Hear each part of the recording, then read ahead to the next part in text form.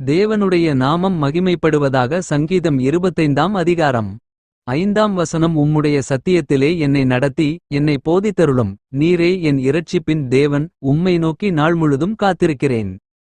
கர்த்தருக்குள் பிரியமானவர்களே, நம்முடைய வாழ்வில் நாம் தேவனுக்காக காத்திருக்க வேண்டுமா? நாம் எவ்வாறு ரட்சிக்கப்பட்டோம்? தேவனுடைய கிருபையினால் அல்லவா? தேவன் நம் மீது வைத்த அன்பினாலே தம்முடைய குமாரனாகிய இயேசு கிறிஸ்துவை நமக்காக தந்து நம்மை பாவமற கழுவி பரிசுத்தப்படுத்தி பரலோக ராஜ்யத்திற்கு தகுதிப்படுத்தினார். நாம் இயேசு கிறிஸ்துவினுடைய இரண்டாம் வருகையை விசுவாசித்து கர்த்தருக்காக நாம் காத்திருக்கிறோம் அல்லவா?